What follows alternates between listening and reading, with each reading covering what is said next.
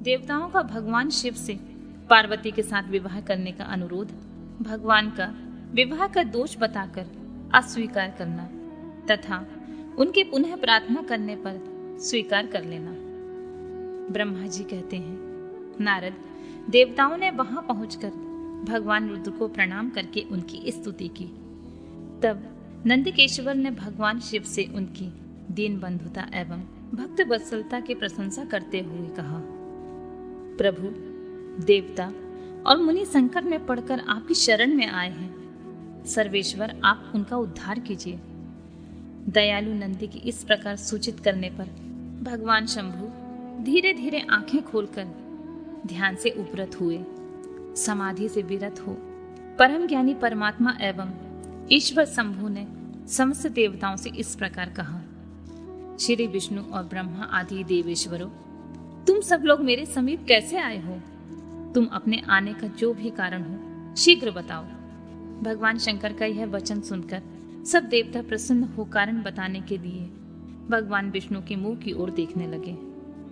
तब शिव के महान भक्त और देवताओं के हितकारी श्री विष्णु मेरे बताए हुए देवताओं के महत्तर कार्य को सूचित करने लगे। उन्होंने कहा, शंभु, तारकासुर ने देवताओं को अत्यंत अद्भुत एवं महान कष्ट प्रदान किया है। यही बताने के लिए सब देवता यहाँ आए हैं। भगवान, आपके औरस पुत्र से ही तारक दैत्य मारा जा सकेगा और किसी प्रकार से नहीं। यह मेरा कथन सर्वथा सत्य है। महादेव, इस प्रकार विचार करके आप कृपा करें। आपको नमस्कार है स्वामी। तारकासुर के द्वारा उपस्थित किए गए इस कष्ट से आप देवताओं का उद्धार कीजिए। देव शंभु, आप दाहिने हाथ से गिरिजा का पारिग्रहण करें। गिरिराज हिमवान के द्वारा दी हुई महानुभावा पार्वती को पारिग्रहण के द्वारा ही अनुग्रहित कीजिए। श्री विष्णु का यह वचन सुनकर योग पारायण भगवान शिव ने उन सबको उत्तम गति का दर्शन कराते हुए इस प्रकार कहा, देवताओं, जो ही मैंने सर्वांग सुंदरी गिरिजा देवी को स्वीकार किया, त्यों ही समस्त सुरेश्वर तथा ऋषि मुनि सकाम हो जाएंगे। फिर तो वे परमार्थ पथ पर चलने में समर्थ ना हो सकेंगे।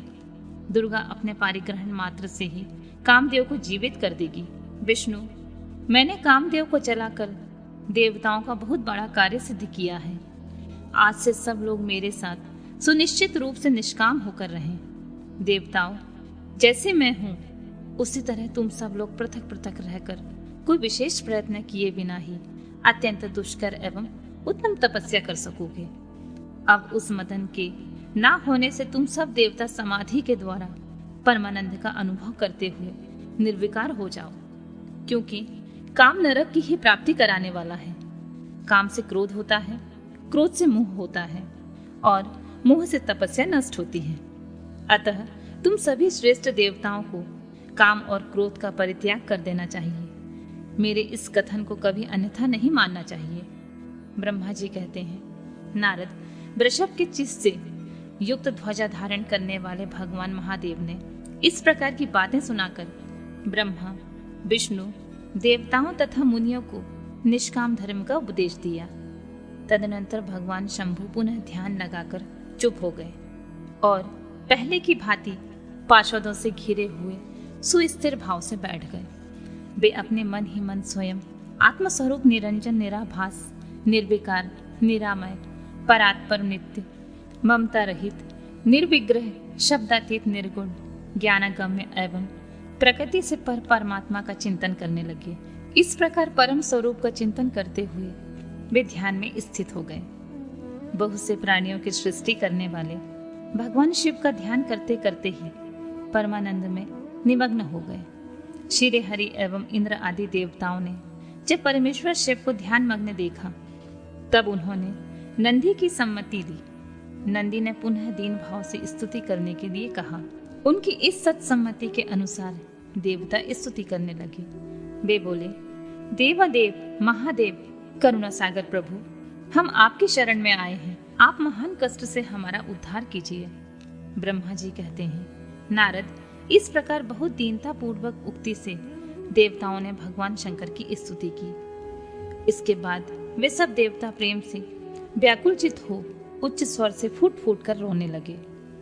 मेरे साथ भगवान श्री हरि उत्तम भक्ति भाव से युक्त हो मन ही मन भगवान शंभु का स्मरण करते हुए अत्यंत दीनतापूर्ण वाणी के द्वारा उनसे अपना अभिप्राय निवेदन करने लगे।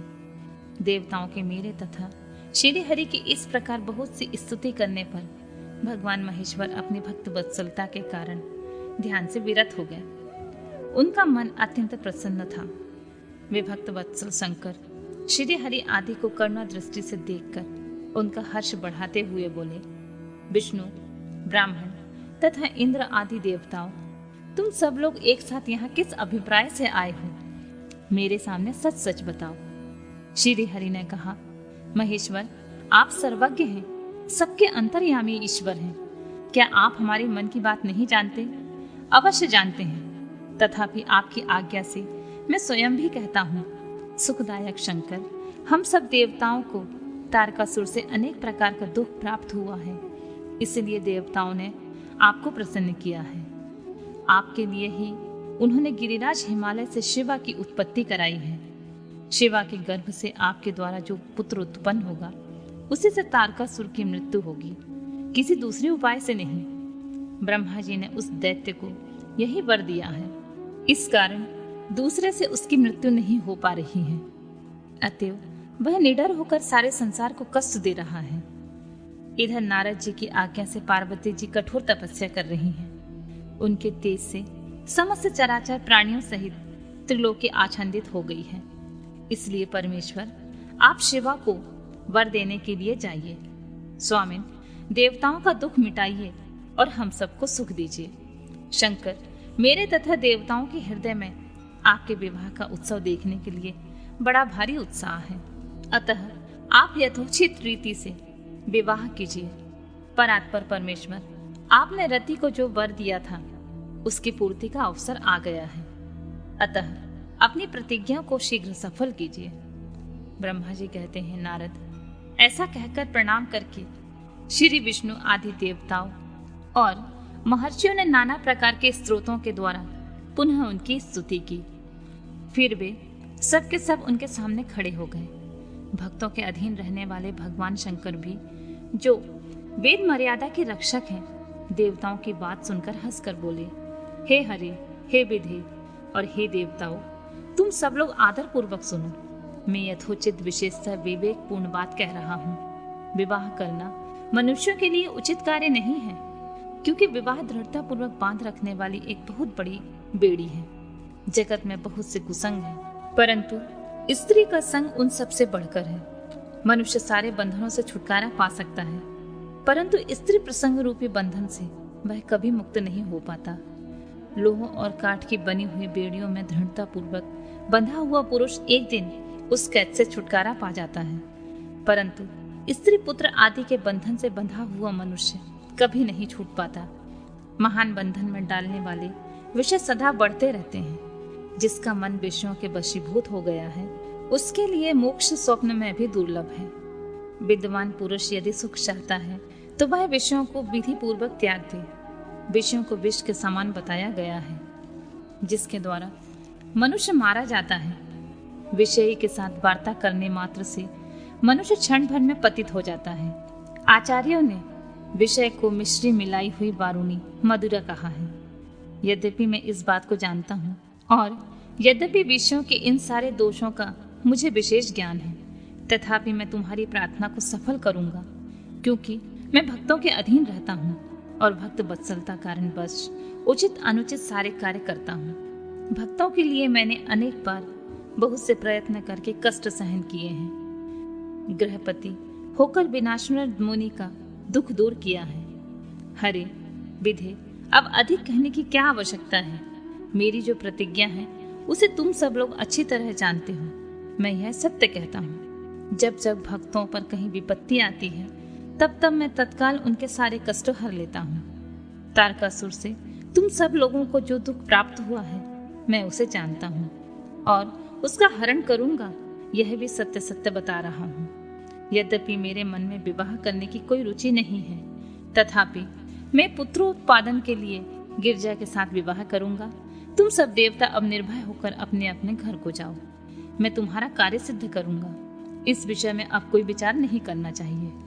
ब्रह्मा जी कहते हैं, नारद, ऐसा कहकर भगवान शंकर मौन हो समाधि में स्थित हो गए और विष्णु आदि सभी देवता अपने अपने धाम को चले गए। पार्वती की तपस्या विषयक दृढ़ता, उनका पहले से ही उग्र तप, उससे त्रिलोकी का संतृप्त होना तथा समस्त देवताओं के साथ ब्रह्मा और विष्णु का भगवान शिव के स्थान पर जाना। ब्रह्मा जी कहते हैं, मुनीश्वर, शिव की प्राप्ति के लिए इस प्रकार तपस्या करते हुए पार्वती के बहुत वर्ष बीत गए, तो भी भगवान शंकर प्रकट नहीं हुए। तब हिमाचल, मैना, मेरू और मंदराचल आदि ने आकर पार्वती को समझाया और शिव की प्राप्ति को अत्यंत दुष्कर बताकर उनसे यह अनुरोध किया कि तुम तपस्या छोड़कर घर को चलो। तब उनकी बात सुनकर पार्वती ने कहा, पिताजी, माताजी तथा मेरे सभी बांधव, पहले मैंने जो बात कही थी उसे क्या आप लोगों ने भुला दिया? अस्तु, इस समय मेरी जो प्रतिज्ञा है उसे आप लोग सुन लें। जिन्होंने रोज से कामदेव को जलाकर भस्म कर दिया, वे महादेव जी यद्यपि विरक्त हैं, तो मैं अपनी तपस्या से उन्हें भक्त वत्सल भगवान शंकर को अवश्य संतुष्ट करूंगी। आप सब लोग प्रसन्नता पूर्वक अपने अपने घर को जाएं। महादेव जी संतुष्ट होंगे ही, इसमें अन्यथा विचार की आवश्यकता ही नहीं है। जिन्होंने कामदेव को जलाया है, जिन्होंने इस पर्वत के वन को भी जलाकर भस्म कर दिया है, उन भगवान शंकर को मैं केवल तपस्या से ही यहाँ बुलाऊंगी। महाभागगण, आप यह जान लें कि महान तपोबल से ही भगवान सदाशिव की सेवा सुलभ हो सकती है। यह मैं आप लोगों से सत्य सत्य कहती हूँ। सुमधुर भाषण करने वाली पर्वत राजकुमारी शिवा, माता मेनका, भाई मैनाक और पिता हिमालय और मंदरांचल आदि से उपयुक्त बात कहकर शीघ्र ही चुप हो गईं। शिवा के ऐसे कहने पर वे चतुर चालाक पर्वत, गिरिराज, सुमेरु आदि गिरजा की बारंबार प्रशंसा करते हुए अत्यंत विस्मित हो आए। वे वहां से लौट गए। उन सब के चले जाने पर सखियों से घिरी हुई पार्वती मन में यथार्थ निश्चय करके पहले से भी अधिक उग्र तपस्या करने लगी। मुनिश्रेष्ठ, देवताओं, असुरों, मनुष्यों और चराचर प्राणियों सहित समस्त त्रिलोकी उस महती तपस्या से संतृप्त हो उठी। उस समय समस्त देवता, असुर, यक्ष, किन्नर, चारण, सिद्ध, साध्य मुनि, विद्याधर, बड़े बड़े नाग, प्रजापति, गुहाक तथा अन्य लोग महान से महान कष्ट में पड़ गए, परंतु इसका कोई कारण उनकी समझ में नहीं आया। तब इंद्र आदि सब देवता मिलकर गुरु बृहस्पति से सलाह ली। बड़ी विहलता के साथ सुमेरु पर्वत पर मुझ विधाता की शरण में आए। उस समय उनके सारे अंग संतृप्त हो रहे थे।